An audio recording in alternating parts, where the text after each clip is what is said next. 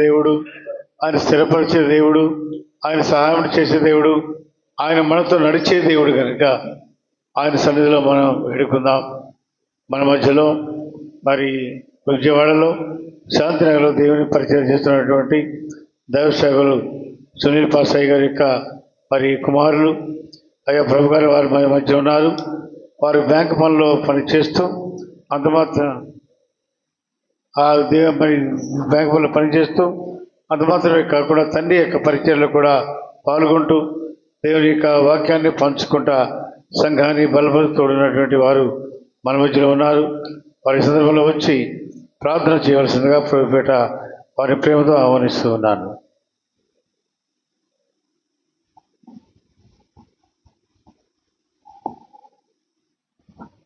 స్తోత్రం స్తోత్రం స్తోత్రం స్తోత్రం స్తోత్రం నాయన మహోన్నతర సర్వోన్నతర సర్వశక్తి గల దేవ, మీ ఘనమైన నామకు స్తోత్రం నాయన. గడిచిన కాలం అంతా మీ కృపలో కాపుదలో మమ్మల్ని భద్రపరిచి కాచి దాచించిన విధానాన్ని బట్టి మీకు లెక్కలేని స్తుతులు స్తోత్రాలు చెల్లిస్తున్నాం నాయన.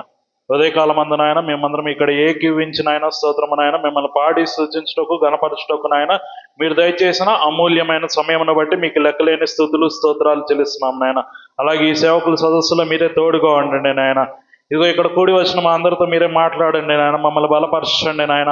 ఇదిగో లోకంలో అనేకమైన విపత్కర పరిస్థితుల్లో నాయన సంఘము నాయన శోధన ఎదుర్కొని చుండగా, మీ సేవకులు శ్రమను ఎదుర్కొని చుండగా నాయన స్తోత్రం. ఇదిగో నాయన మీరు బలపరిచే దేవుడవు నాయన, మీరు మాట్లాడే దేవుడవు నాయన, మీరు ఘనమైన కార్యములు చేసే దేవుడవు నాయన, మీకు వందనాలు నాయన స్తోత్రము నాయన. ఇక్కడ ఏకీభవించిన మా అందరితో నాయన మీరే మాట్లాడండి నాయన, మేము ఆత్మీయంగా బలపడినట్లుగా నాయన స్తోత్రము నాయన స్తోత్రము నాయన స్తోత్రము నాయన. మీరే నాయన ఇదిగో నాయన ఈ స్థలంలో మీరే మాతో మాట్లాడి నాయన మీ మందిరపు నాయన కాంతిని ఉదయింపజేసిన ఆయన స్తోత్రము నాయన స్తోత్రమా. మమ్మల్ని బలపరిచిన ఆయన స్తోత్రమా. వాక్యం ద్వారా మేము బలపడిన ఆయన అనేక మందిని బలపరిచినట్లుగా నాయన స్తోత్రము నాయన. మీ ఆత్మ కార్యం మా మధ్య జరిగించమని యేసయ్య అతి పరిశుద్ధ నామమున అడిగి వేడుకొంచున్నాం తండ్రి, ఆమేన్. వందనాలు. మరి ప్రార్థించినటువంటి మా ప్రియులు మరి వందనాలు చేసిన వారికి అయ్యా ప్రత్యేకంగా ఇప్పుడు ఆ దేవుని వర్తమానంలోకి మనం వెళ్తున్నాం. మన దేవుడు మాట్లాడే దేవుడు, ఆయన బలపరిచే దేవుడు, ఆయన సహాయం చేసే దేవుడు కనుక ఈ మధ్యాహ్న పిల్లల్లో సేవకులైన మనమేమో అని మన సంఘాల్లో మనం మాట్లాడుతున్నాం. అనేక సభల్లో సమావేశాల్లో కార్యక్రమాల్లో మనం వెళ్ళి మాట్లాడుతున్నాం. దేవుడు మనకి ఇచ్చిన ఆధిక్యత అది కాదు అని కాదు, కానీ మనకు కూడా దేవుని వాక్యం అవసరం.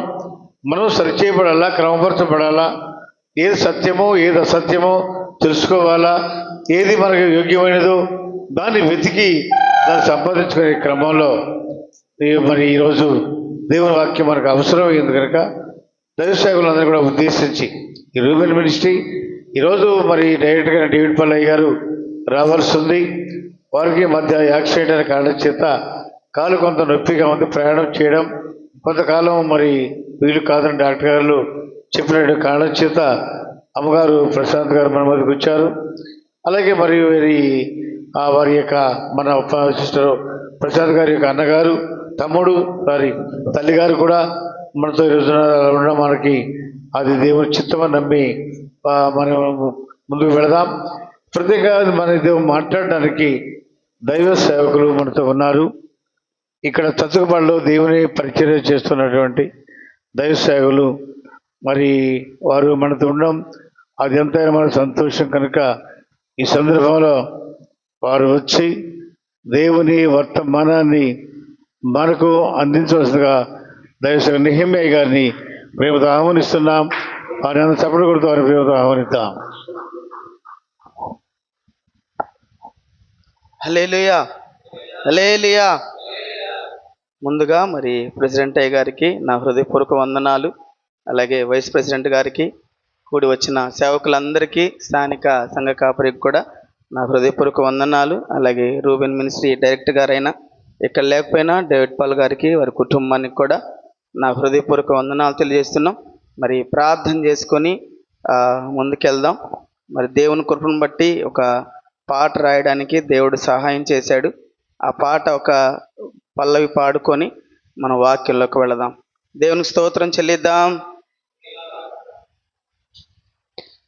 నీ పిలుపే నా జీవిత మలుపు నీ తలపే ఆత్మీయ మేల్కొలుపు నీ పిలుపే నా జీవిత మలుపు నీ ఆత్మీయ మేల్కొలుపు ఆకారమే శిలనుగా నీ జీవమై పడి ఉండగా ఆకారమే శిలనుగా నీ జీవమై పడి ఉండగా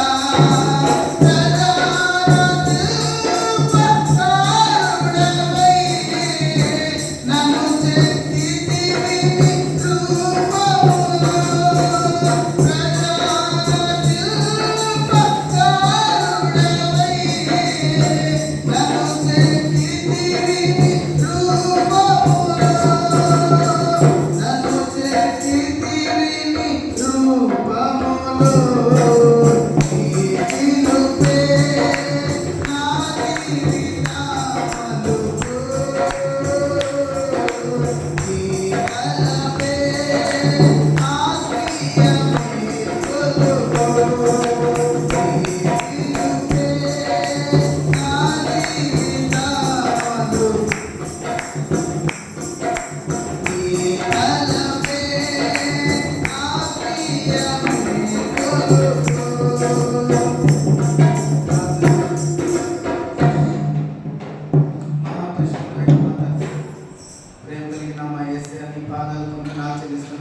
ఇప్పటి వరకు మీ సన్నిధి మాకు తోడుగా ఇచ్చారు తండ్రి. చేసిన ప్రార్థనలు నాయన, సంఘానికి కూడి వచ్చిన మా అందరికీ నాయన, ముఖ్యంగా నీ ప్రియ దాసుడు కుటుంబానికి మీరు సదాకాలం తోడుగా ఉంచమని ప్రార్థిస్తున్నాం తండ్రి. నాయన, దేనికి ఉపయోగపడని పాత్రలం తండ్రి, కేవలం నీ కృప చొప్పున మమ్మల్ని నిలబెడుతున్నందుకు స్తోత్రం. అయా, నీ దాసుడిగా నిలబడుచున్నాను తండ్రి. మీ చిత్తాన్ని బయలుపరిచి మీ నామానికి అత్యధికమైన మహిమ తెచ్చుకోమని కొద్ది ప్రార్థన యేసు పేరిట అడిగి ప్రార్థిస్తున్నాము తండ్రి. ఆమేన్. దేవునికి స్తోత్రం చెల్లిద్దాం ఒకసారి. హల్లెలూయా. మంచిది, కొద్దిసేపు మనం దేవుని యొక్క వాక్యాన్ని విని మనం అందరం కూడా సెలవు తీసుకుందాం. మనం అప్పుడు కూడా అందరికీ తెలిసిన విషయాలే, మరి దైవ సేవకులు కాబట్టి ఎప్పుడు కూడా మన సంఘాల్లో మనం బోధిస్తూనే ఉంటాం. కానీ దేవుడు నా మనసులో ఉంచిన కొన్ని విషయాలని మనం పంచుకోవాలని ఆశపడుతున్నాను. నా కొరకు కూడా మీరు ప్రార్థన చేయండి. కాబట్టి మనం గమనిస్తే ఈ సంఘ పునాది, లేకపోతే ఈ సంఘ కార్యక్రమాలు, సేవకులు, విశ్వాసులు, ఇవన్నీ కూడా చాలామంది అంటున్నారు ఎక్కడెక్కడి నుంచో వచ్చి సేవకులు ఇక్కడ మందిరాలు కట్టారు, పరిచర్యలు చేస్తున్నారని చాలామంది చాలా రకాలుగా అంటూ ఉంటారు. కానీ ఇక్కడ మనం గమనిస్తే ఇది అనాది కాల ప్రణాళికగా మనకు కనిపిస్తుంది. ఎందుకంటే ఇశ్రాయేలీలు 430 ఏండ్లు భయంకరమైన బానిసత్వాన్ని అనుభవించిన తర్వాత వారందరినీ కూడా దేవుడు పాలు తేళ్లు ప్రవహించే ప్రదేశానికి నడిపించే ప్రక్రియలో అనేకమైన అద్భుతాలు చేసుకుంటూ వారిని తీసుకొని వచ్చాడు. అవి తీసుకొని వస్తుండగా గతం నుంచి మనం ఆదికాండం మొదలుకొని మనం గమనిస్తే ఈ ఇశ్రాయేలు ప్రయాణం వరకు కూడా వ్యక్తిగతంగా ఎవరికి ఇష్టమైతే వారు దేవుణ్ణి ఆరాధించేవారు, ఎవరికి ఇష్టమైతే వాళ్ళు దేవుడికి బలు అర్పించడం చూస్తున్నాం. ఏబేలు అర్పించాడు, ఆ తర్వాత కయీన్ అర్పించాడు, తర్వాత ఏనోష్ కాలంలో ఆయనంతగా ఆయన ప్రార్థన చేశాడు. తర్వాత నోవాహు ఓడ అరారాతు కొండ మీదకి వెళ్ళినాక తనంతరికి తన బలర్పించి మనం బలర్పించినట్టుగా చూస్తాం. తర్వాత అబ్రహాం అర్పించాడు, తర్వాత ఇస్సాకు అర్పించాడు, తర్వాత యాకోబు ఎవరి కుటుంబాలుగా ఎవరికి వ్యక్తిగతంగా వాళ్ళకి బలర్పించడం స్టార్ట్ చేశారు. అప్పటికి ఒక సంఘం లేదు, ఒక కట్టుబాటు లేదు, ఒక నిర్ణయం లేదు. ఎప్పుడైతే వీళ్ళందరూ కూడా 430 సంవత్సరాల తర్వాత బయటకు వచ్చారో దేవుడికి ఒక ఆలోచన కలిగింది. మోషేతో ఒక మాట చెప్తాడు దేవుడు, నేను వారి మధ్యలో నివాసమున్నట్లు నా కొరకు ఒక మందిరాన్ని నిర్మించమని చెప్పాడు. అప్పటి నుండి కూడా ఈ ప్రార్థనలు స్టార్ట్ అయినాయి. అలాగే ఈ బలులు అర్పించడం, అనేక మంది కూడుకోవడం, కుల మత భేదాలు లేకుండా గోత్రాల వారిగా అందరూ కూడా ఆ మందిరంలో సమాజంగా కూడుకోవడం స్టార్ట్ చేశారు. అప్పుడు భయంకరమైన వ్యతిరేకతల మధ్యలో సంఘం స్టార్ట్ అయినట్టుగా మనం చూడగలం. ఎందుకంటే మోషే నాయకత్వంలో వారందరూ కూడా బయటకు వచ్చారు. మోషే మీదే అనేక మంది తిరగబడ్డట్టుగా మనం బైబిల్లో చూస్తున్నాం. చాలా మంది తిరగబడ్డారు. చాలా సార్లు వాళ్ళు అన్నారు, నిన్ను నాయకుడిగా పెట్టింది ఎవరు, నిన్ను నాయకుడిగా నడిపించింది ఎవరు, మాకు నువ్వు నాయకుడు అని చాలా సార్లు మోషే, అహరోనుల మీద, అలాగే మిరియాం మీద వారందరూ కూడా తిరగబడ్డట్టుగా మనం చూస్తాం. కానీ దేవుని యొక్క సేవకుడిని నియమించే ప్రక్రియ జరుగుతున్నప్పుడు దేవుడు ఎవరో ఒకరు చెప్తేనో, లేకపోతే ఒకరి నిర్ణయంతోనో, 10 మంది అనుకుంటేనో, 10 మంది నిర్ణయిస్తేనో ఆ సేవకుడు అక్కడ నిలబడడానికి దేవుడు అంగీకరించలేదు. ఒక ప్రణాళిక వేశాడు. ఈ వివాదాల మధ్యలో, ఈ ఘర్షణల మధ్యలో ఎవరు గొప్ప, నేను గొప్ప, నేను గొప్ప అని వాళ్ళందరూ మాట్లాడుకొని ఇష్టానుసారంగా ఎవరికి వారు బ్రతుకుతున్న సమయాల్లో దేవుడు ఒక కట్టడను పెట్టాడు. 12 గోత్రాల కర్రలను తీసుకురమ్మన్నాడు మందసం దగ్గర. ఆ 12 గోత్రాల కర్రలు మందిరంలో ఉంచమన్నాడు. ఉంచిన తర్వాత తెల్లారేసరికి ఏమైందంట, అహరోను కర్ర చిగిర్చినట్లుగా మనం చూడగలం. అప్పుడు లేవి గోత్రమైన అహరోను కర్ర చిగిర్చింది కాబట్టి అప్పటి నుండి యాజక ధర్మాన్ని లేవీలు కొనసాగించాలి. ఒకవేళ యూదా కర్ర చిగిరిస్తే యూదులయ్యేవాళ్ళు, లేకపోతే బెన్యామినులు అయ్యేవాళ్ళు, లేకపోతే షిమ్యును, గాదు, నప్తాలి ఎవరి కర్ర చిగిరిస్తే వాళ్ళు యాజకులుగా ఉండేవాళ్ళు. ఇప్పుడు దేవుడు ఎన్నుకున్నబడిన వ్యక్తిగా ప్రజలందరూ గమనించాలని, ప్రజలందరూ చూస్తుండగా దేవుడు అహరోను కర్రను చిగురింపు చేశాడు. ఆ తర్వాత అహరోన్ని యాజకుడిగా ఆయన మోషే గారు నియమించి మందిరానికి నాయకుడిగా తనను పెట్టినట్టుగా మనం చూస్తున్నాం. ఈ చరిత్ర అంతా మనందరికీ తెలుసు. అయితే కొన్ని రోజులు పోయిన తర్వాత మోషే కంటే ముందు అహరోనే చనిపోయినట్లుగా బైబిల్లో మనకు కనబడుతుంది. చనిపోయాడు. తర్వాత యాజక ధర్మాన్ని కొనసాగిస్తా ఉన్నారు. ఆ ప్రక్రియలో చూడండి, సంఖ్యాకాండం 27వ అధ్యాయం మనం ముందుకు వెళదాం. 27వ అధ్యాయం, సంఖ్యాకాండం 27వ అధ్యాయం మనం చూసుకుంటే ఇక్కడ ఒక ప్రార్థన మోషే చేస్తున్నట్టుగా మనకు కనబడుతుంది. 27వ అధ్యాయం 15వ వచనం మనం ఒకసారి చదువుకుందాం. 27వ అధ్యాయం 15వ వచనం 27వ అధ్యాయం సంఖ్యాకాండం. అప్పుడు మోషే యెహోవాతో ఇట్లనెను, యెహోవా సమస్త మానవుల ఆత్మలకు దేవా, యెహోవా సమాజము కాపరలేని గొర్రెల వలె ఉండకుండానట్లు ఈ సమాజం మీద ఒకరిని నియమించు. అయ్యా ఒకరిని నియమించయ్యా. ఆ ముందు అధ్యాయంలో మనం చదువుకుంటే అహరోను చనిపోయినట్లు కూడా మనకు కనబడుతుంది. అయితే అహరోను చనిపోయాడు. తర్వాత కొన్ని రోజుల తర్వాత దేవుడు చెప్పాడు, మోషే నువ్వు కూడా నీ అన్నలాగా కొనుక్కోబడతావు అన్నాడు. ఇప్పుడు నాయకులుగా నడిపించబడిన అహరోను తర్వాత మోషే చనిపోయిన తర్వాత సమాజం పట్ల ఒక భయం కలిగినట్లుగా మనం చూస్తున్నాం. ఎందుకంటే నాయకుడు లేకపోతే అది సమాజమైన, ఇల్లైనా, సంఘమైనా ఎలాంటి కట్టుబాటు లేకుండా పోతే. అందుకే ఎప్పుడు కూడా ఒక నాయకుడు నాయకత్వంలో మనం నడిపించబడుతున్నప్పుడు, యేసు ప్రభు వారి యొక్క నాయకత్వంలో ఈ 12 మంది శిష్యులు కొనసాగినప్పుడు వాళ్ళు బలమైన పరిచర్య చేస్తున్నట్టుగా మనం చూడగలం. అయితే ఇప్పుడు మోషే గారు చనిపోయిన తర్వాత వాళ్ళకి నాయకుడు ఏమైపోతే ఒక సందిగ్ధంలో పడ్డాడు. ఏం చేయాలో అర్థం కాల మోషే గారికి. అప్పుడు వెంటనే మోషే ప్రార్థన చేస్తాడు. ఏమని? అప్పుడు మోషే యెహోవా ఇట్లా నేను, యెహోవా సమస్త మానవుల ఆత్మలకు దేవా, యెహోవా సమాజం కాపర్లేని గొర్రెల వలె ఉండకుండానట్లు ఈ సమాజం మీద ఒకరిని నియమించుము. అయ్యా ఒకరిని నియమించయ్యా. నువ్వు ఆ రోజు నా అన్నయ్య అయిన అహరోను నువ్వు నియమించుకున్నావు. నన్ను కూడా పద ద్వారా నువ్వు ఆకర్షించుకొని ఈ ప్రజలను విడిపించు. నేను నీకు తోడుగా ఉంటా, నీ నోటికి తోడుగా ఉంటా, నీ చేతుకున్న కర్రకు నేను అధికారం ఇస్తానని నువ్వు నాతో మాట్లాడి ఐగుప్తు ప్రాంతానికి నడిపించావు. నా నాయకత్వంలో, నా సహోదరుడైన అన్న నాయకత్వంలో అందరం కూడా బయటకు వచ్చాం. ఇప్పుడు ముందుకెళ్ళాలి. ఇంకా మధ్యలోనే ప్రజలు ఆగిపోయారు. ఇంకా పాలు తేళ్లు ప్రవహించే దేశానికి వాళ్ళు వెళ్ళలేదు. అరణ్యంలో వాళ్ళు ఉన్నారు. ఇప్పటికీ ఒకవేళ నా కాలం ముగించబడితే ఈ సమాజం ముందుకు ఎలా వెళ్తుంది? ఏం చేయాలి? తండ్రి దయచేసి ఒక కాపర్ని నువ్వు నియమించు. హల్లెలూయా. కాబట్టి దేవుడు ఈ రోజున ఎవరైనా కూడా ఈరోజు పరిచర్యకు వస్తున్నారు, వారు ఉద్యోగాలు వదిలిపెట్టి, లేకపోతే వాళ్ళకున్న భవిష్యత్తును విడిచిపెట్టి సేవకు వస్తున్నారంటే నేను నమ్ముతా ఖచ్చితంగా వారు దేవుని యొక్క నియమములో ఉన్న వాళ్ళే. హల్లెలూయా. దేవుని ఏర్పాటు లేకుండా, దేవుడి చిత్తం లేకుండా, దేవుడు ప్రణాళిక లేకుండా ఎవ్వరు ఎంత మాత్రమును కూడా ఈ పరిచర్య చేయలేరు. వారు ముందుకు కొనసాగను కూడా లేరు. హల్లెలూయా. దేవుడు గనక నియమిస్తే, దేవుడు గనక ఆలోచిస్తే అది ఎడారైనా కూడా, ఆయన అరణ్యమైనా కూడా ఆయన నీటి మడుగులుగా చేయగలిగిన దేవుడై ఉన్నాడు. స్తోత్రం చెప్తాం గట్టిగా. కాబట్టి ఆయన అంటారు, తండ్రి ఒక కాపరి నియమించయ్యా. ఎందుకు కాపరి నియమించని అంత బ్రతిమలాడుకుంటున్నాడంటే చూడండి, 2వ దినవృత్తాంతాల గ్రంథం 18వ అధ్యాయం 16వ వచనం చదువుదాం ఒకసారి.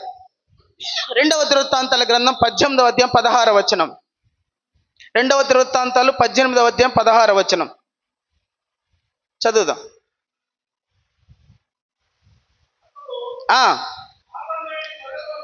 కాపరి లేని గొర్రెల వలనే ఇశ్రాయేలీలు వారు ఏమవుతున్నారంట?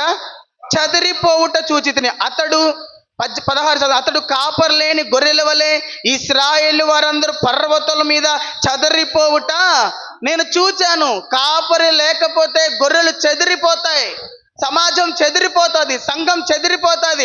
ఈరోజు నాయకుడు లేకపోతే దేశం కూడా చెదిరిపోతుంది. అందుకే ఒక నాయకుడిని ప్రభా నువ్వు నియమించు, చెదిరిపోకుండా ఎవరికి వారు భేదాలు తెచ్చుకొని ఒకరి మీద ఒకరు కుమ్ముకోకుండా, ఒకరి మీద ఒకరు పడి చంపుకోకుండా ఒక నాయకుడిని నువ్వు పెట్టాలయ్యా అంటాడు. ఇంకా అంటాడు మత్తయి సువార్త 10వ అధ్యాయం 6వ వచనం కదా, నశించిపోతారు కాపరు లేకపోతే ఏంటంటే 10:6 చదవండి ఒకసారి. 10వ అధ్యాయం 6వ వచనం, మత్తయి సువార్త 10వ అధ్యాయం 6వ వచనం అయితే ఇశ్రాయేలు వంశంలోని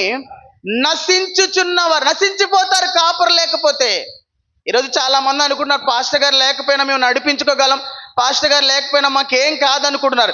నిజంగా ఒక నాయకుడు మీరు గమనించండి, పాస్టర్ గారు నడిపిస్తున్నప్పుడు మందిరం ఒకలాగా ఉండిద్ది, ఎవరైనా బయట నుంచి కానీ సంఘ పెద్దలు కానీ నడిపించినప్పుడు సంఘం వేరే విధంగా ఉంటుంది. ఎందుకంటే సంఘం మీద సేవకుడికి ఆ సంఘం మీద ఇచ్చిన అభిషేకం లేకపోతే ఆయన నిజంగా మీరు గమనించండి దేవుని బిడ్డలారా, సేవకుడు నిలబడుతున్నప్పుడు వాళ్ళు చేతులు ఎత్తమంటే చేతులు ఎత్తుతారు, పక్కన వాళ్ళు చెయ్యమంటే చేయి, అంటే ఆ అధికారాన్ని దేవుడు తన సేవకుడికి మాత్రమే ఇస్తాడు. చప్పట్లు కూడా స్తోత్రం చెల్లిద్దాం, హల్లెలూయా.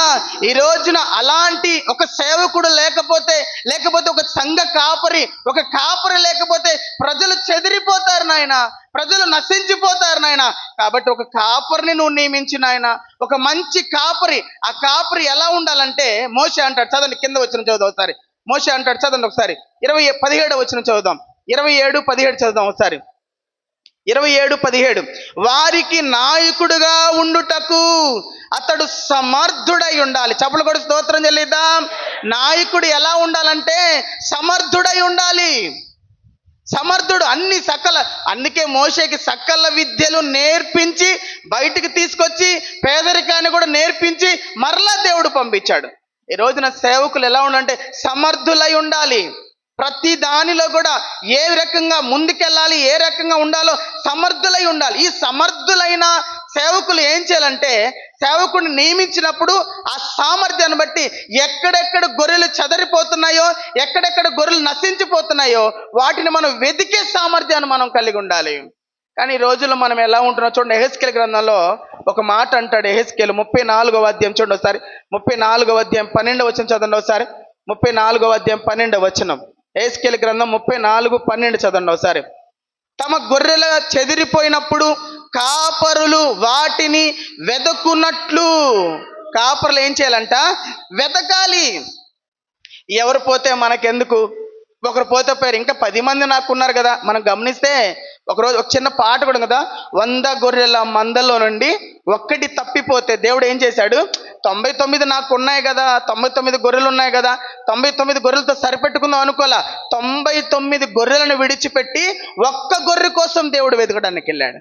హల్లెలూయా.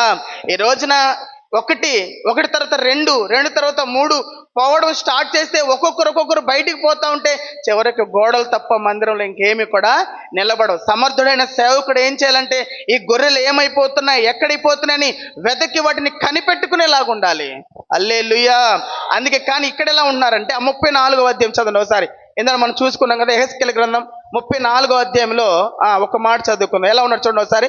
34 మొదటి వచనం, అప్పుడు మరి యెహోవాకు నాకు ప్రత్యక్షమై, అక్కడ ఉంది కదా, నరపుత్రుడా ఇశ్రాయేలు కాపర్లను గురించి ఈ మాట ప్రవచింపుము, ఆ కాపర్లతో ఇట్లనుము, ప్రభువుకు యెహోవా సెలవిచ్చినదేమనగా తమ కడుపు నింపుకొను ఇశ్రాయేలు కాపర్లకు శ్రమ. ఎప్పుడు మనం కడుపు నింపుకోవడం కాదు, చాలా చోట్ల మనకు భోజనం పెడతారు కాదు, కానీ ఇక్కడ గమనిస్తే దేవుడు చెప్పాడు, ఒక్క ఆత్మ కనడానికి ఒకనాటి ప్రసవ వేదన చాలదన్నాడు భక్తుడు. అంటే మనం ప్రతి నిత్యం ప్రసన్న వేదన పడుతూనే ఉండాలి. మనం కడుపులు నింపుకొని చాలామంది అంటే పాస్టర్లకు పొట్టలు వచ్చేస్తాయి, పాస్టర్లకు పొట్టలు వచ్చేస్తాయి. మనం టయానికి తినక మన బాధలు మన కష్టాలు ఎవరికి తెలుసు? స్తోత్రం చెల్లిద్దాం. కానీ కొంతమంది ఉన్నారు, వచ్చిన దాంతో సరిపెట్టుకుందాం, వచ్చింది చాలు. రాత్రి తిమోతి గారు ఒక మాట చెప్పారు, గతంలో నేను చాలా పరిచయం చేశా, అది నాకు సంతృప్తి అనిపించలేదు. ఉదయకాలం చెప్పారు కదా, ఈ రోజు ఈ 2025 సంవత్సరంలో ఒక బలమైన పరిచర్య నీకు ఇస్తానని చెప్పాడు. నాకు అప్పుడు వెంటనే అనిపించింది, ఈ పరిచర్య మొదట్లోనే ప్రారంభమైతే ఈ రోజున పెద్ద పచ్చళ్ళు అసలు ఇంక ఎవరు మిగిలేవాళ్ళు కాదు, రక్షణ లేకుండా చిన్న పచ్చళ్ళు కూడా మిగిలేవాళ్ళు కాదు. చప్పలు కూడా స్తోత్రం చెల్లిద్దాం. హల్లెలూయా. చప్పలు కూడా. ఓహో, సేవకులు కొట్టరా? విశ్వాసులతో అయితే ఊరుకుంటాం పాస్టర్ గారు. మనం ఇప్పుడు విశ్వాసులు చప్పట్లు కొట్టలేదు, నెక్స్ట్ గారు చప్పట్లు కొట్టాలి గట్టిగా. హల్లెలూయా. కాబట్టి మనం ఇప్పుడు విశ్వాసులు మన వాక్యం చెప్తున్నప్పుడు వాళ్ళు చేతులు ఎత్తపోయినా మనకు సొర్రమనిద్ది, వాళ్ళు చప్పట్లు కొట్టపడే మనకు సొర్రమనిద్ది, వాళ్ళు తలకాయ ఓపమైనా అనిద్దా అందా. అప్పుడు నిలబడేది ఎవరైనా కూడా మాట్లాడేది దేవుడు. హల్లెలూయా. కాబట్టి ఈరోజు మన కడుపు నింపుకోవడం మనం కాదు. ఇంకా కింద చదవండి ఒకసారి, ఉంది కదా, చదవండి ఒకసారి కింద ఒకసారి చదువుకుందాం. శ్రమ. కాపర్లు గొర్రెలను మేపవలెను. ఒకటి, కాపర్లు ఏం చేయాలంట? గొర్రెలను ఏం చేయాలి? మేపాలి. మేపాలి అంటే ఎలా మేపాలి?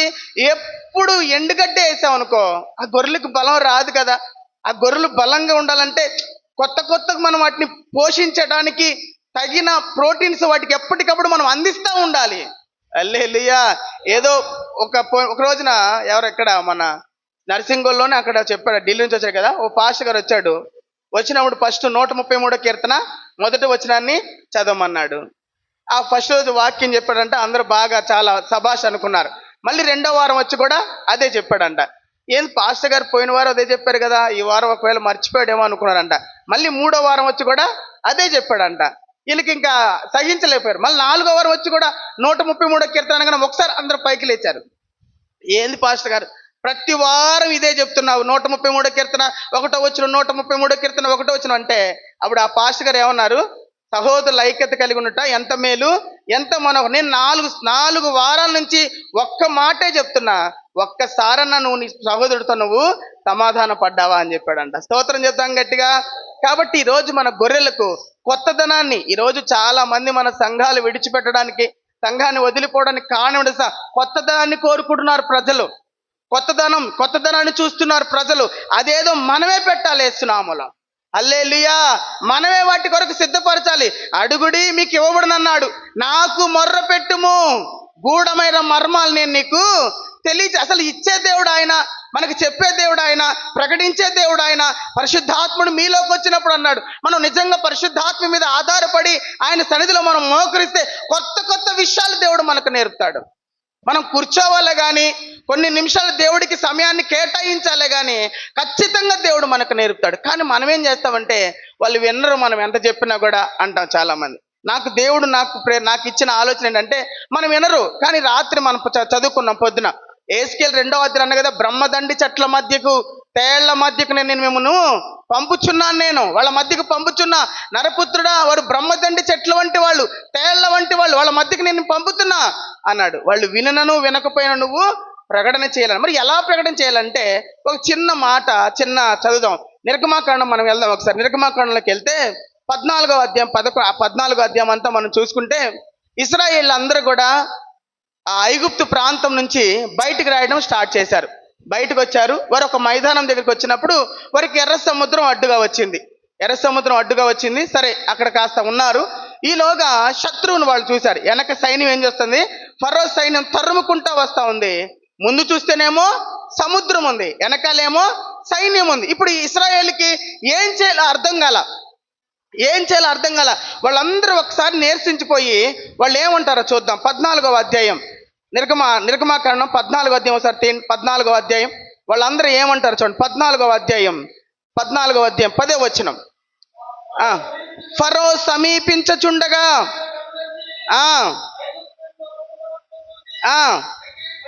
మిక్కిలి భయపడి, కింద 11వ వచనం, అంతట వారు మోషేతో, ఐగుప్తులు సమాధులు లేవని ఈ అరణ్యములో చచ్చుటకు మమ్మను రప్పించితివా? ఇట్లు చేయనేలా మా జోలికి రావద్దు, పో మా జోలికి రావద్దు, మా జోలికి రావద్దు. అయ్యో 10 అద్భుతాలు దేవుడు చేశాడు, మారాన్ని మధురంగా మారుస్తాడు దేవుడు, ఎర్ర సముద్రాన్ని కూడా పాయలు చేయబోతున్నాడు.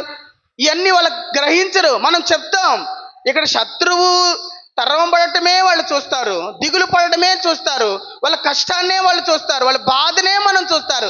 మనం దేవుడిని ప్రకటిస్తూ ఉంటాం, దేవుడు గొప్ప కార్యాలు చేస్తాడమ్మా, దేవుడు మేలు చేస్తాడమ్మా, దేవుడు నీతో ఉంటాడమ్మా, దేవుడు సహాయం వాళ్ళు కొన్నిసార్లు మన మాట వినరు, జోలికి రావద్దని చెప్తారు. అప్పుడు ఆ కింద మనం చదువుకుంటే వెంటనే మోషే లేచి ధైర్యం తెచ్చుకోండి, రేపు మీ మధ్య దేవుడు కార్యం చేయబోతాడు అన్నా కూడా వాళ్ళు ఒక నిరాశలోకి వెళ్ళిపోతారు.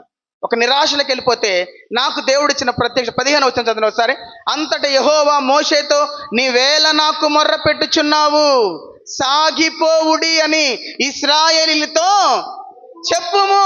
సాగిపో. ఇందాడు ఏం చెప్పారు వాళ్ళు? నా జోలికి రావద్దు, అసలు మా జోలు రావద్దు, మేము తిరిగి ఐగుప్తుకి వెళ్ళిపోతాం, మేము ఐగుప్తులను చచ్చిపోతాం, మాకు ఐగుప్తుల సమాధులు లేవా, అక్కడే ఉంటాం, ఫరోకు దాసులం అయిపోతాం, అవసరమైతే ఫరో కాళ్ళ మీద పడతాం అన్నట్లుగా ప్రజలు మాట్లాడుతున్నప్పుడు మరలా ఇప్పుడు సాగిపో అని చెప్తే, ఎందాకడే అసలు నా జోలికి రావద్దన్న వాళ్ళు ఇప్పుడు సాగిపో అంటే ప్రజలు ఆ మాటని యాక్సెప్ట్ చేస్తారా? ఆ మాటను అంగీకరిస్తారా? అంగీకరించరు. మరి ఎలా అంటే మీరు గమనిస్తే అక్కడ ఉంది కదా, మోషే యెహోవాకు మొర్ర పెట్టుచు సాగిపోమ్మని చెప్పాడు. హల్లెలూయా. ఒక మాట దేవుడిచ్చి నాకు ఆలోచన, మనము చెప్పే ముందు ఏం చేయాలంటే ముందు ప్రార్థనలో మనం పట్టుదల కలిగి ఉండాలి. మనం ప్రార్థన, ఇప్పుడు మనం ఒక గింజ ఉంది, ఒక గింజలు ఉన్నాయి, వీటి చూడ అయిపోయింది, గింజలు ఉన్నాయి, ఎండిపోతే ఉపయోగమా, నానిపోతే ఉపయోగమా? చెప్పాలి. గింజలు ఉన్నాయి, ఎండిపోతే ఉపయోగమా, నానిపోతే ఉపయోగమా? అందరు చెప్తుల్లా. ఎండిపోతే ఉపయోగమా, నానిపోతే ఉపయోగమా? ఎండిపోతే ఉపయోగం ఉండదు, నానిపోయినా పర్వాలా, దానికి మరలా మొలక ఎత్తిది. ఇప్పుడు మనం గమనించాలి, సాగిపో అని ప్రజలకు చెప్పే నీ మాట విత్తనం అయితే ఆ విత్తనం నీ ముందు నీ కన్నీటితో తడపబడాలి. ఆ విత్తనం. హల్లెలూయా. మనం సాగిపోమని ప్రజలకు చెప్పే ముందు, ఆదివారం ప్రసంగానికి నిలబడే ముందు, శనివారం నువ్వు సిద్ధపరిచిన ప్రతి విత్తనం నానబడాల, ప్రతి విత్తనం తడవాలి. అది ఆ తడిచినప్పుడు, ఆ విత్తనాలు జల్లినప్పుడు అది ఎక్కడ పడినా ఆల్రెడీ నానుంది కనుక ఖచ్చితంగా త్వరగా మొలకొస్తుంది. హల్లెలూయా. కాబట్టి మొలకెత్తకుండా మనం ఆ విత్తనాలను అలాగే ఇచ్చామనుకో, కొద్దిగా ఎండ తగిలినా కూడా ఆ విత్తనాలు ఏమైపోతాయి? వెండిపోతాయి, నిష్ప్రయోజనం అయిపోతాయి. కాబట్టి మోషే మొర్ర పెట్టి, అంతకు ముందు మా జోలికి రావద్దు, మాతో రావద్దు, మాతో నీకేం పని అన్నారు, కానీ ప్రార్థన చేసి సాగిపో అని చెప్పగానే ప్రజలందరూ సిద్ధపడ్డారు. వెంటనే సముద్రం పాయలైంది. చప్పట్లు కూడా స్తోత్రం చెల్లిద్దాం. హల్లెలూయా. కాబట్టి ఈ రోజున దైవ సేవకులుగా గొర్రెలను మేపే ప్రక్రియలో మేపే ముందు, మనం విత్తనాలు వాటికి వేసే ముందు ఆ విత్తనాల ముందు తడపబడాలి. బాగా తడిసిపోయినానుకో ఆ విత్తనాలు, ఖచ్చితంగా ఆ విత్తనాలు మొలకెత్తి తీరుతాయి. ఎందుకినరండి మాట? మన మాట కాదు కదా, అది మా నాయన మాట కాదు కదా, మా అమ్మ మాట కాదు కదా, సాక్షాత్తు జీవం కలిగిన దేవుని వాక్కు సంఘానికి ప్రకటిస్తున్నప్పుడు ఎందుకు లోబడరు? ఖచ్చితంగా లోబడతారు. కానీ ఆ విత్తనాలు ముందు ఏం చేయాలంట? తడపబడాలి. అందుకే గొర్రెలు మనం ఏం చేయాలా? మేపు. ఇంకా మనం ఇంకొక మాట నేను అనుకున్నా, ఇర్మియా రాసిన గ్రంథం 48వ అధ్యాయం 10వ వచనం చదవసారి. 48:10 చదవండి ఒకసారి. ఇర్మియా గ్రంథం 48:10 త్వరగా 48వ అధ్యాయం 10వ వచనం. ఇర్మియా గ్రంథం 48:10.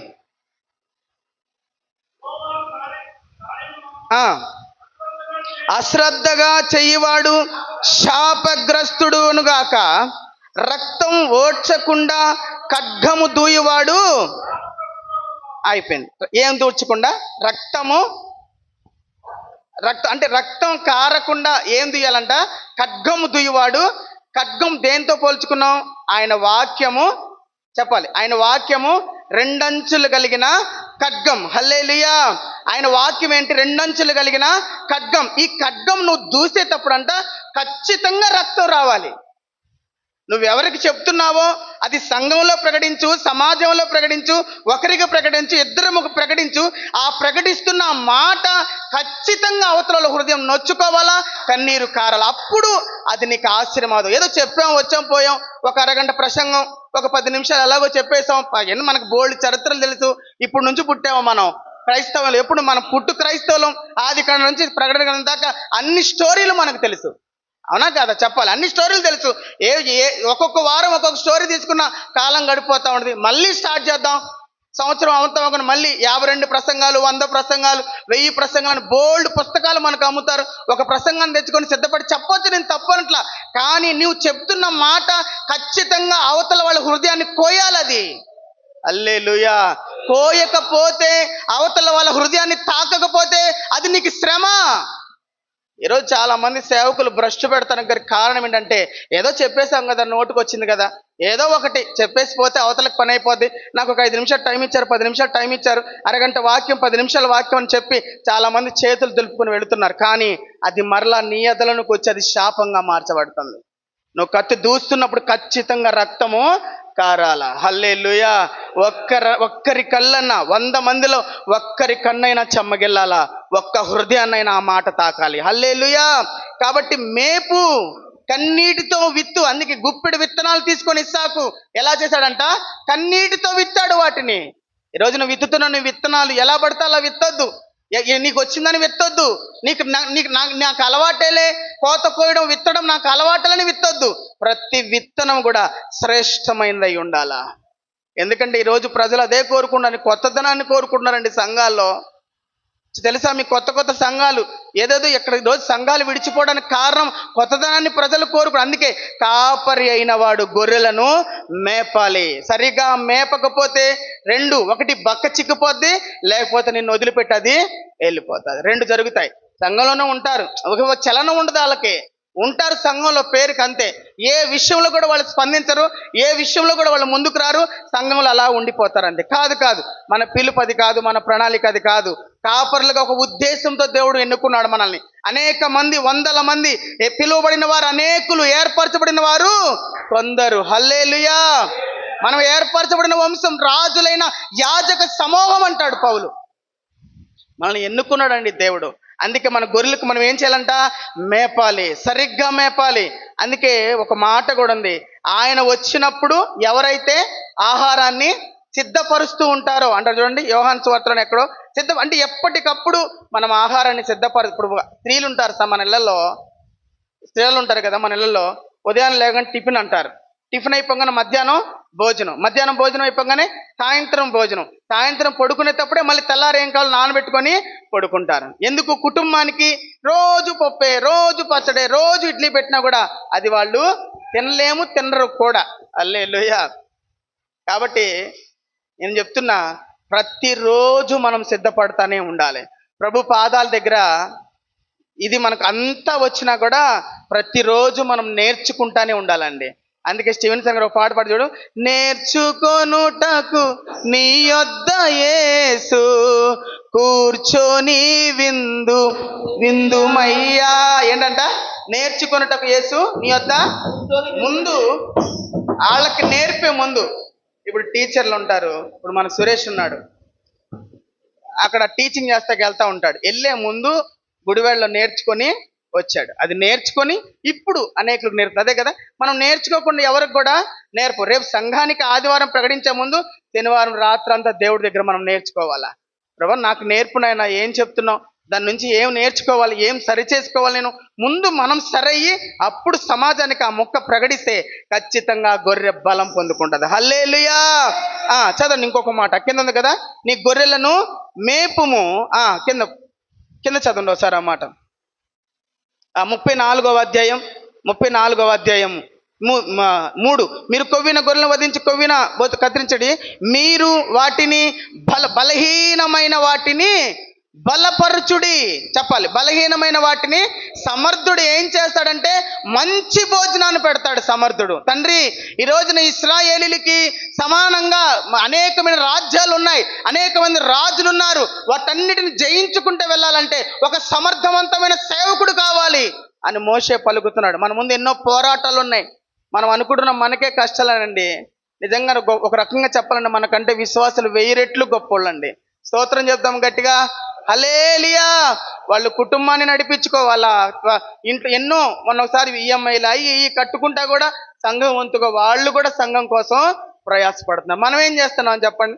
ఇందాక పాస్టర్ గారు పాడినట్టుగా పాట, మనం ఏం చేస్తున్నాం ఒకసారి ఆలోచించండి. మనకిచ్చిన బాధ్యత సంఘానికి సరైన భోజనం పెట్టడం, రెండవదిగా వాటిని మనం ఏం చేయాలంట? బలపరచాలి. ఎక్కడ బలహీనమైపోతున్నాయో నాకెందుకులే అని మనం కూర్చుంటే కుదరదండి.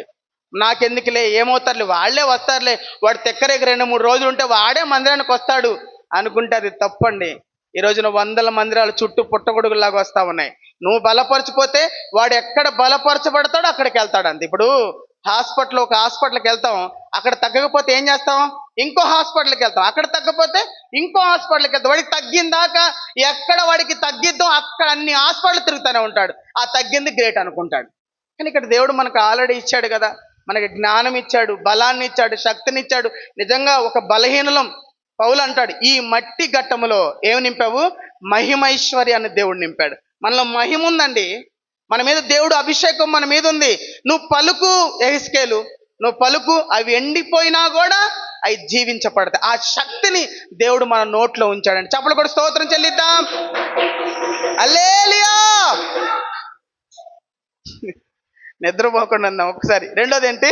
మనం వాటిని ఏం చేయాలంట? బలపరచాలి. చెప్పాలి. రెండోది ఏంటి? బలపరచాలి. వాటిని బలపరచాలి. వెళ్ళాలి.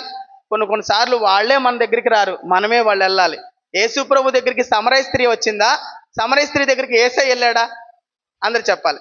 ఎవరి దగ్గరికి వెళ్ళారండి? వచ్చేది అదే పాపి కదా, ఏదో ఒక రోజున నా కాళ్ళు పట్టుకోవడానికి వచ్చింది అనుకున్నాడు యేసయ్య?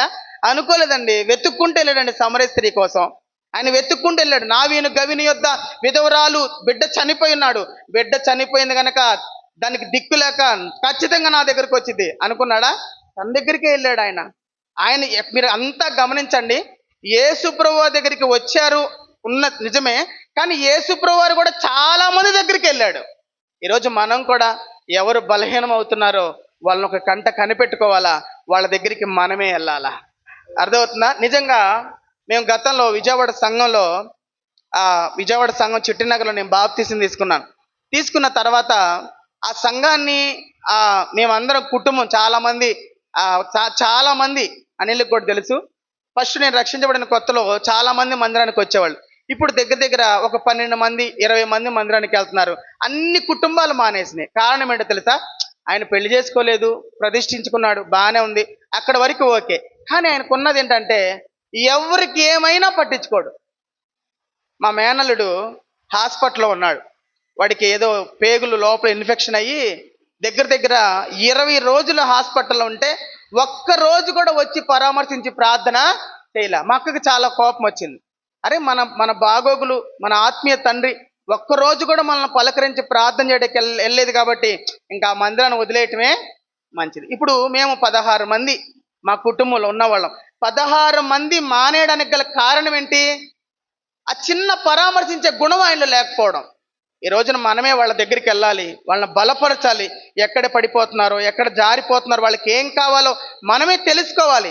ధనమివ్వలేకపోవచ్చు కానీ ధైర్యపరచగలం కదండి వాళ్ళని. స్తోత్రం చెప్పండి గట్టిగా. దయగల మాట హృదయాలను సంతోషపరుస్తుంది. ఇంకా అంటాడు కదా, మాట అంట వెండి పళ్ళెములో పెట్టు బంగారపు పళ్ళ వంటిది అంటాడు సామెతల గ్రంథంలో. మనం మాట చాలండి బలపడటానికి.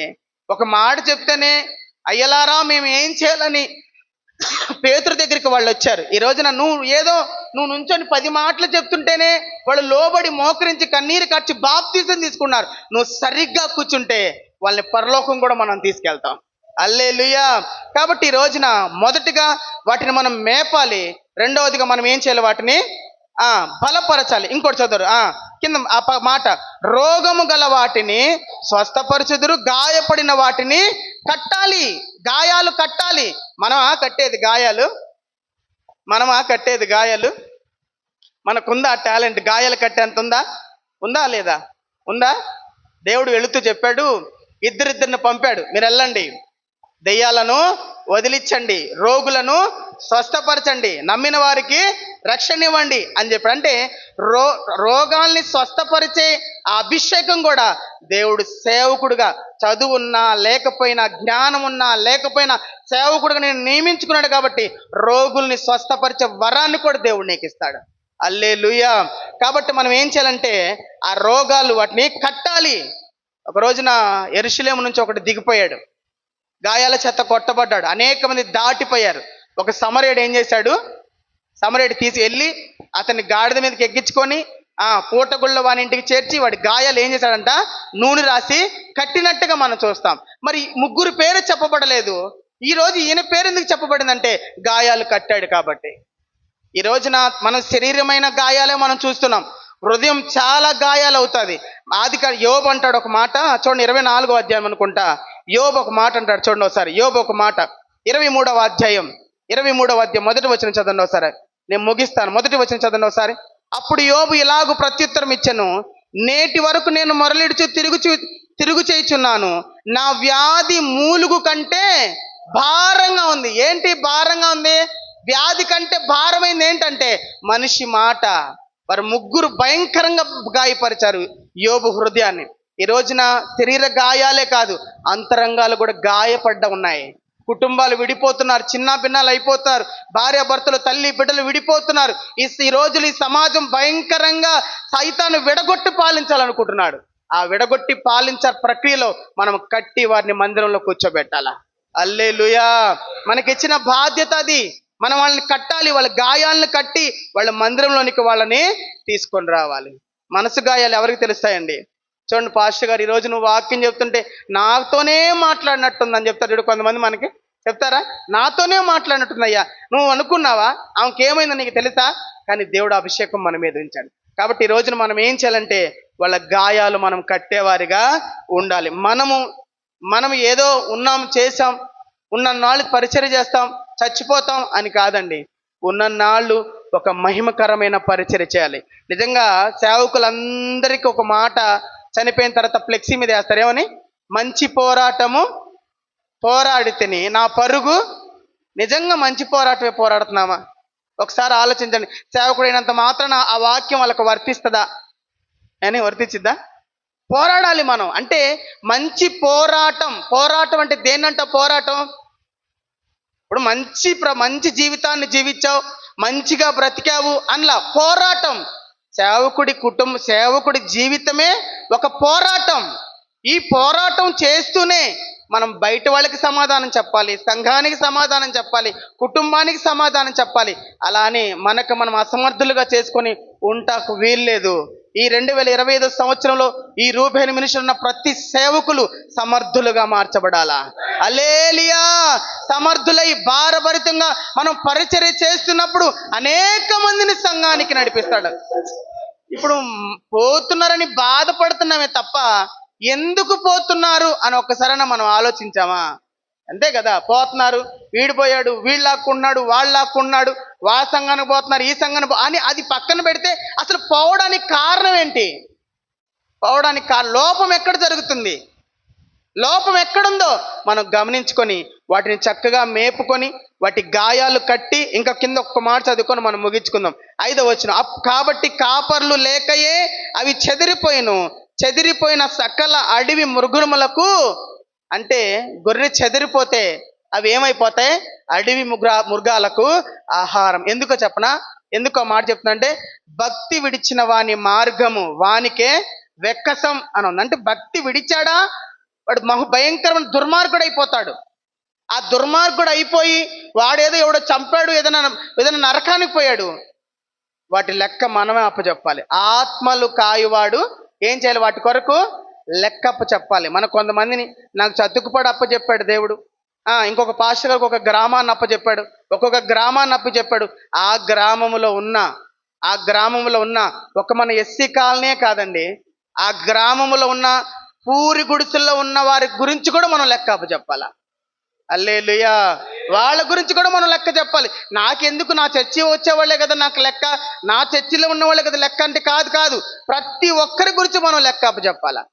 ఎందుకంటే ఆ బాధ్యతను దేవుడు మన మీద ఉంచాడు కాబట్టి మనం ముందుకెళ్ళాలి. కాబట్టి ఈ రోజున మనం గుర్తుపెట్టుకోవాలి, మనం విత్తనాలు విత్తేటప్పుడు వాటిని తడిపి మనము విత్తాలి. కన్నీటితో ముందు ఆ విత్తనాలు తడపాలి, ప్రార్థించాలి. ప్రభువా, ఈరోజు సిద్ధపరిచిన ఈ ఆహారం వారికి బలము చేకూర్చాలా, వారి గాయాలు కట్టాలా, చెదిరిపోయిన మనసులు సరగాలి. అడవి మృగములకు అవి ఆహారం కాకుండా అవి బలిష్టమై పరలోక రాజ్యానికి వారసులు కావాలా. హల్లెలూయా.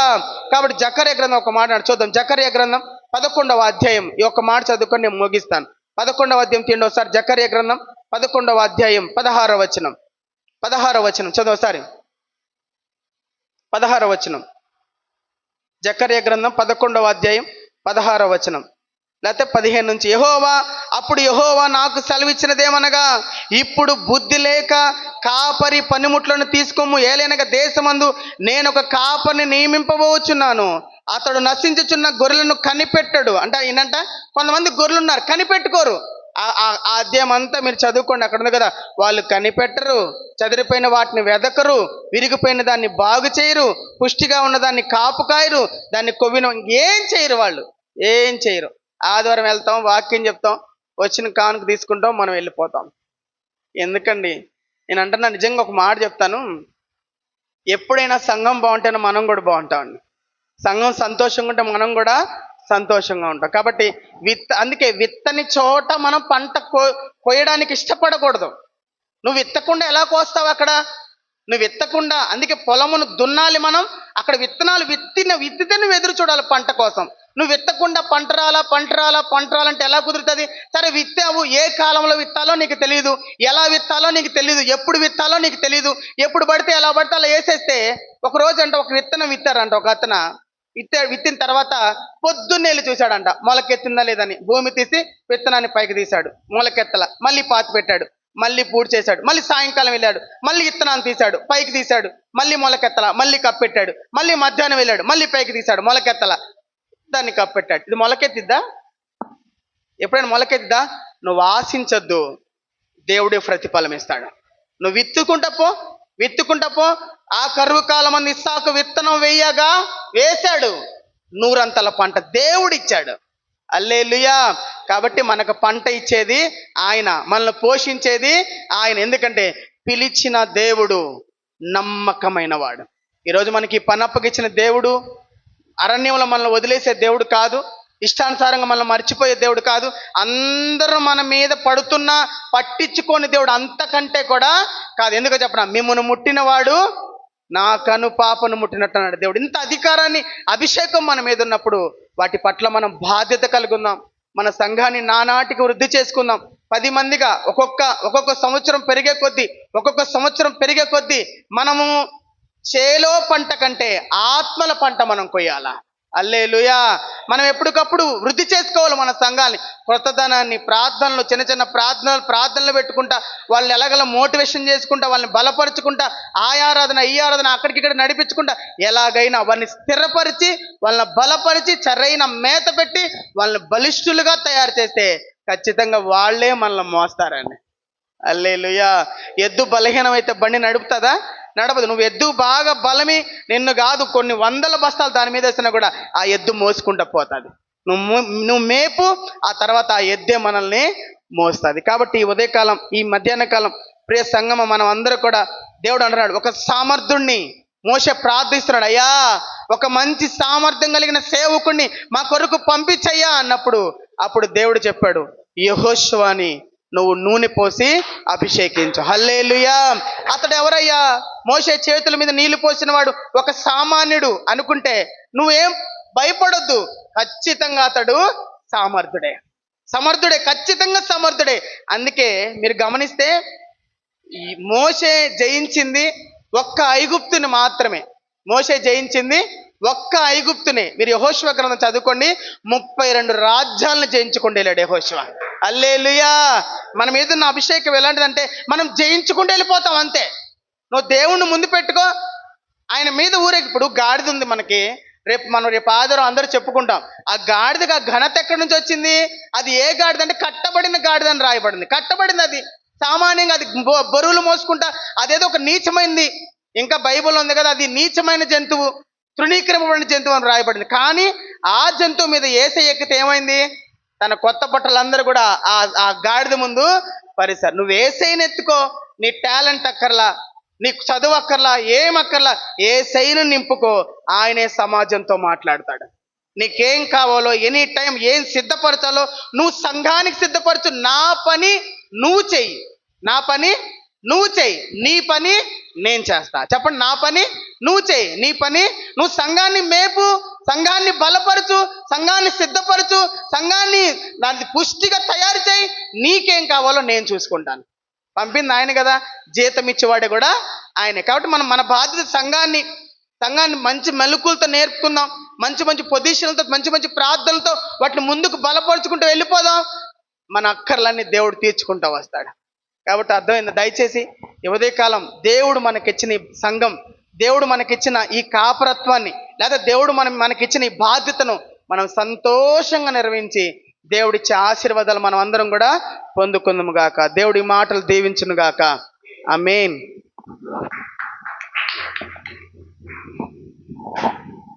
Praise the Lord. హల్లెలూయా. అందరూ కూడా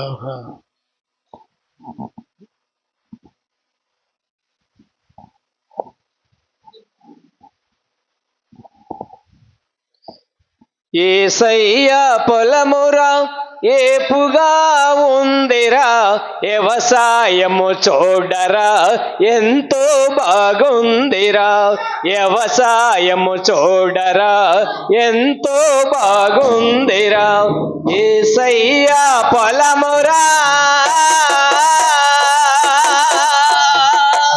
నారగడు నాటేనురా,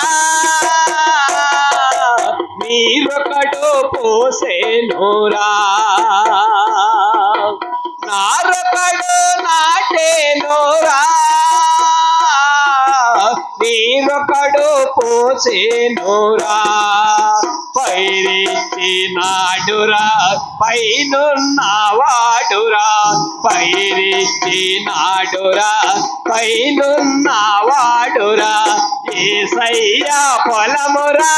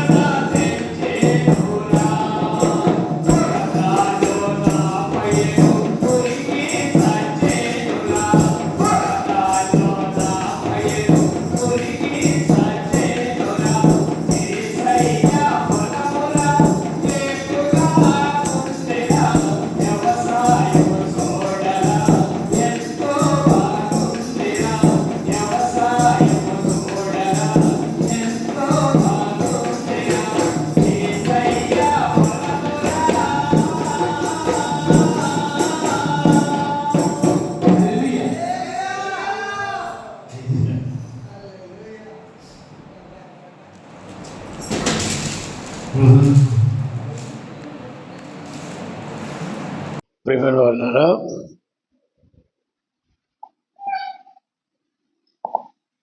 ఈ సంగతులు సేవలో మనం ఎలా ముందుకు వెళ్ళాలో, ఎలా చేస్తే మన యొక్క సేవ వృద్ధి చెందుతుందో అనేటువంటి విషయాన్ని మనం స్పష్టంగా విన్నాం. మరి వాక్యం దైవసేవను బట్టి ప్రభుని స్తుతిస్తూ ఉన్నాను. మరి నేను ఈ సేవకుల సంఘం విషయంలో నేను కూడా ఈ యొక్క మాట మాట్లాడాలి కదా ప్రభా అని ఆలోచిస్తూ వచ్చాను. నేను జరిగేది ఏంటంటే,